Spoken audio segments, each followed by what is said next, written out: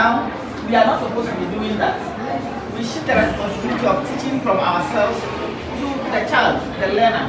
The learner must have the opportunity now to find out more, to discover what you have, to tell them the goal you set.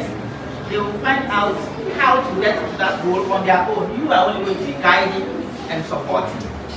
That is what the learner-centered pedagogy is also about. In the third point here, learners are active agents, not passive receivers. Like we said in the past, whatever you put in the spoon goes into the child's mouth. The child has no choice to bite and chew and swallow. That's all we're doing. Today, with the learner-centered pedagogy, the child has the right to say, I don't want to swallow this. I cannot swallow this. The child chooses what goes in there. The child must even decide what to put into the spoon. That is what the learner-centered pedagogy is telling us. Then, it builds on learners' knowledge, experiences, and ideas. That we have been doing. Before you begin a lesson, probably you will sit down to see how you are going to be leveraging on what the child already knows. What we used to call the relevant previous knowledge, the RPK. You base your lesson on what they know so they can learn from the known to the unknown. We are enhancing that one because you cannot teach the child out of isolation, assuming the child knows nothing, and so you don't know where to start from. That used to happen in the past. Now, you need to know what the child knows about a particular concept. Whether that concept, what the child knows is true or not about the concept, is not your headache. All you need to know is that the child has an idea. The idea might be wrong, misplaced, misinformed. That shouldn't be your headache. You have to pick it from the misinformed state and bring it to the actual state.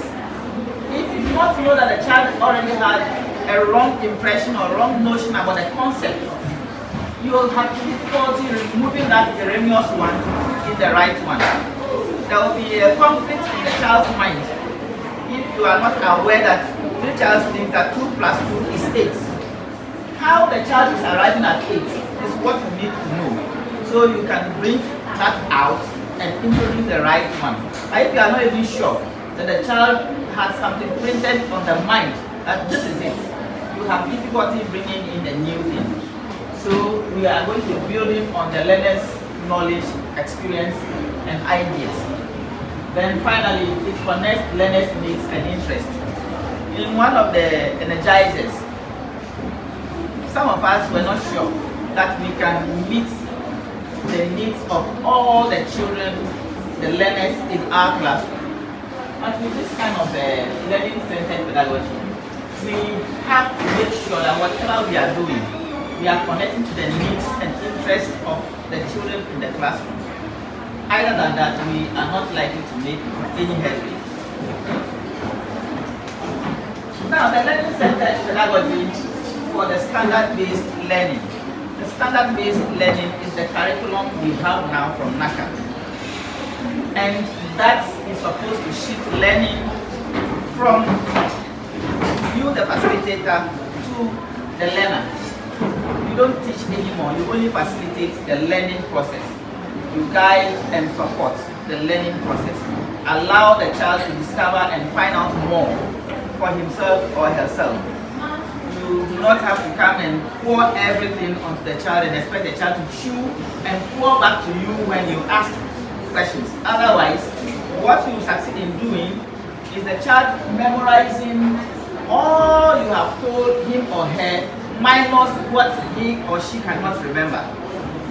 The child is definitely going to forget some. So what you yourself, who you admit you are not the sole repository of knowledge, you cannot remember everything, you have not told the child everything on a particular concept, then the few you have told the child, he is going to forget some of that even. So in an examination or when you want to assess the child is going to give you what he can remember out of what you have told him or her.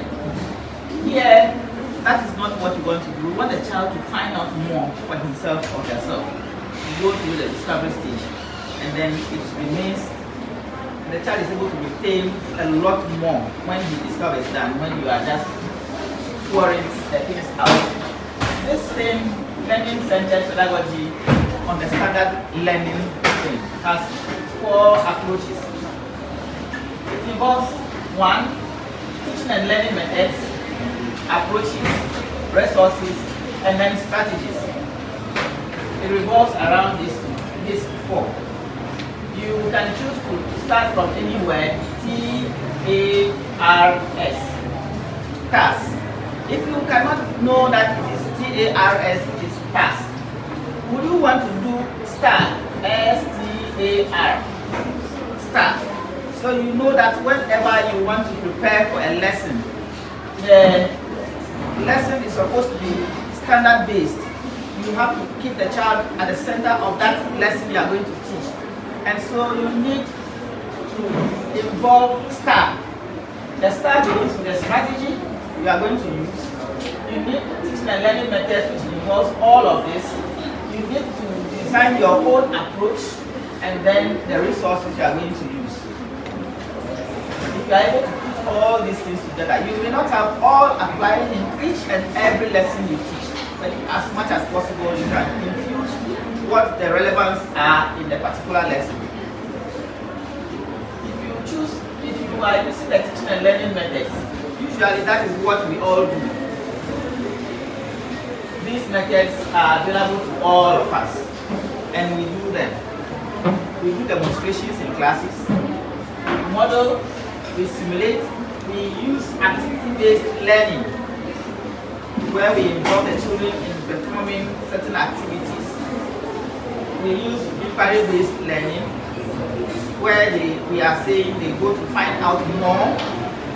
Sometimes they do it amongst themselves, sometimes they go out to make the inquiries at home, sometimes you guide them to go and make the inquiries online.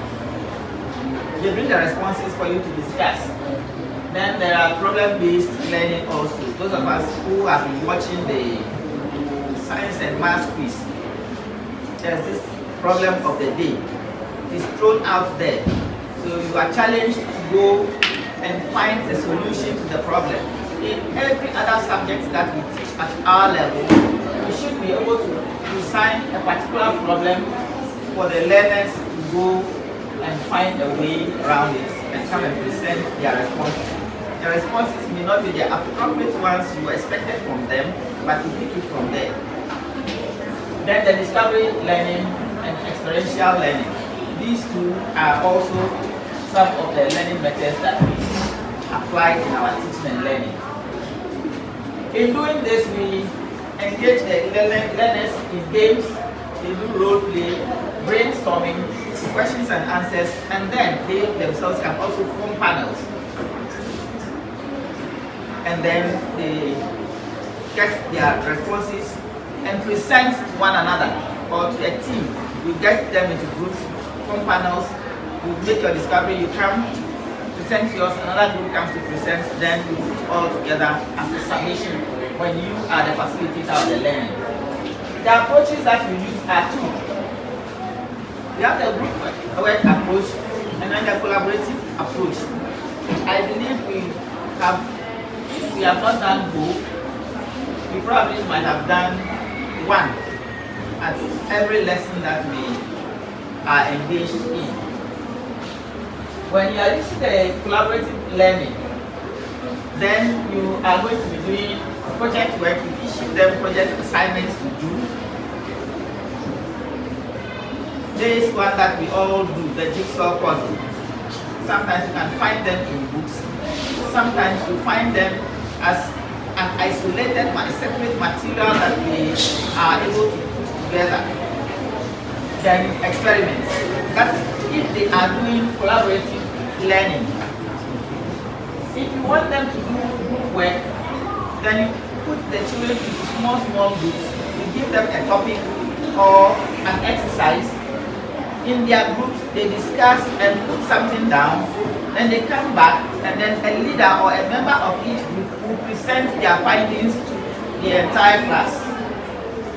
Sometimes they also engage in debates. You throw out a topic that is relevant to the lesson you are going to teach. teach. You give them some time to go, put them into groups, bring out what they know about that topic, and then they debate it. When you engage the children in doing that, then you are using either a group work approach or the other one, you are using a collaborative approach.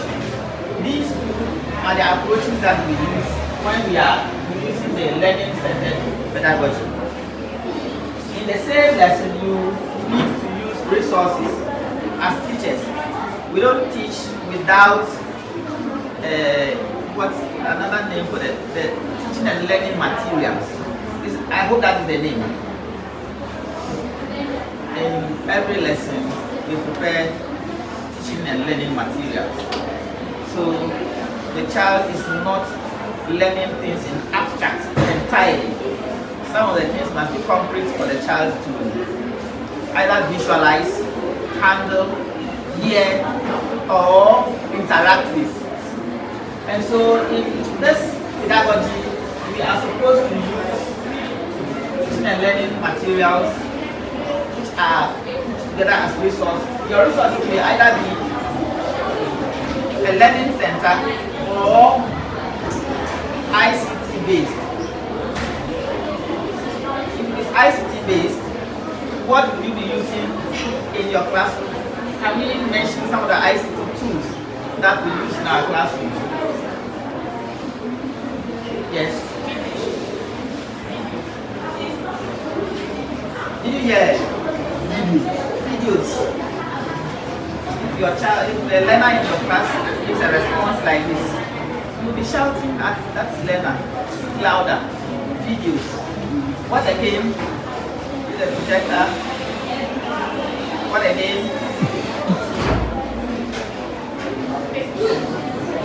You are holding one. Yes. Our mobile phones are ICT tools. The computers that in front of us are all ICT tools that can facilitate the learning process in the classroom. And also the learning centers. We are teaching lower and upper primary classes. Some of the lessons in our curriculum. Let me use a typical one. You may have a shop in your classroom. A shop that you want to teach the children buying and selling. Buying and selling. So you can create a shop in your classroom. It's a learning center temporarily. After the lesson, you dissolve the shop. If you cannot dissolve, you can call AME, Abaye, you come and sack them. So you create a shop and then you engage them in practical buying and selling for a short time. They are able to say how much they want to buy, they are able to pay, they are able to wait for their turn, so that those values and attitudes that are supposed to come along with the learning are also shown at the same time. You will not only teach them if you have 10 CDs and you are buying something for 5 CDs, your change is 5 CDs. And so you pay 10, take 5, take the item and go. You go to meet somebody there. The person is being attended to. You need to wait for your time. When it's your turn, you pay and take what you want, and then you give way for another person. Those are some of the values and the attitudes that we expect to be inculcated in the teaching and learning process at the same time. So when you create the learning center in the classroom or wherever you are taking the children to, whatever concept you are teaching must come with attitude. That is a key point. The attitudes and the values that come along with the concept we are teaching that the child can exhibit outside the classroom to show that a change, a responsible one, has taken place in that learner is what matters. Otherwise, the child can answer a question, 10 plus 2 is 12. And then the child goes to pick 10 things from somewhere, say, go and pick another 2 from there, and tell me how many you have got. Link that concept in the classroom to what practically you are asking to do. So in doing all these things, we create learning centers. You can also create an imaginary learning center for the child to understand some of these processes. Shall we move on? Now we said that we can use scaffolding and differentiation in doing this one. We said the differentiation is not what we have been doing in elective maths. It is not. And then this is another big word, that's pain. And we were not sure, some people were sure that the child, if you do the scaffolding, the child is not able to. You think that's a temporal arrangement because based on the person that you are, when we get that scaffold, you see that temporarily you use it and then you move it. So we basically said it's a temporary arrangement put together in order to assist learners to achieve our goal. Temporary arrangement. So when we remove the scaffold, When the learner is ready, not when the learner is in the process. If the learner is in the process and you remove the scaffold, what happens? What will happen here? When the boy is on the bicycle, assuming the bicycle is not a tricycle, it's not a boboya kind of thing, there is no support. And whoever has to support the child leaves the child in the middle of nowhere. What happens? The child will fall. Injuries may come. The bicycle may get damaged. Pointer to this point and rise it. So when this child goes to stand on a scale in the classroom, so you don't put the child there and stand there. How is your weight? I don't know. Here, after the child seeing all these things, then it is your responsibility to tell the child, this thing you are seeing here is how much this thing weighs. It is the amount of quantity in this thing, and it is recorded here. The quantities in it is recorded here as how much it weighs. And then the same way, we use these ones also to measure. When you do the measuring, the child is able to do it. We are using visual aids that the child can get involved in and see and tell. People say look and say, see and tell. That is what the visual aids do. You either engage them in look and say, look, say, write, or see, tell and write.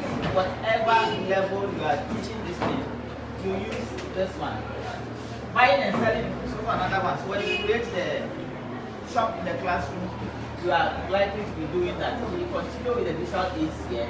All these are visual aids that we can use in our classroom to teach various topics, strands in the curriculum that the child can see. They see this one and they are able to see it when you take them to places of civic interest where they can get out of the classroom to see what is real, where this thing is done. The people who tell us that it's going to rain and sometimes it doesn't rain. You run to the house and the rain will never come. The day they will tell you are coming to rain, they go there to see these things that are used there. They should be able to go to places of civic interest in the particular subject. This will tell you what subject they are learning.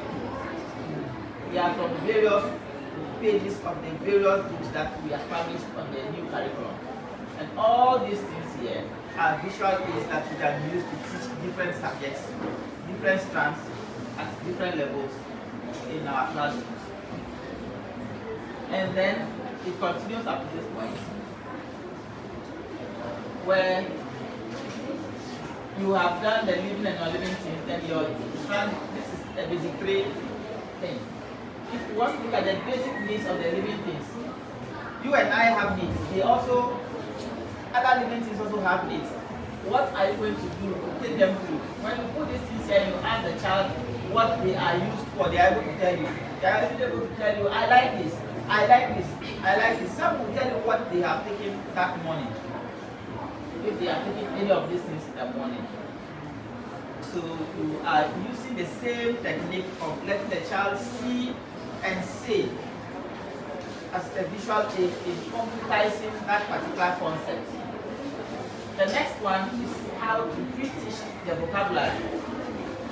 There is a glossary aspect in every part of the book. At the end of the book, you see a glossary, the last few pages. That glossary captures words that are supposed to be unfamiliar to the child at the start of the lesson. And then maybe during the course of the lesson, they are the unfamiliar words that the child will get familiar to. You assume they are new words to the child. Each subject has its own meaning of the words. For example, body in a particular subject may not be the same body in another subject.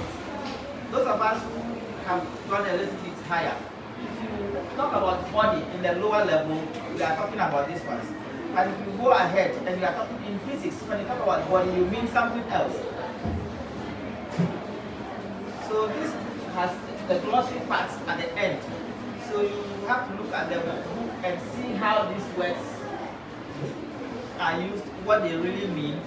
And Silas will be taking you through how these things are linked, how you can even find them online.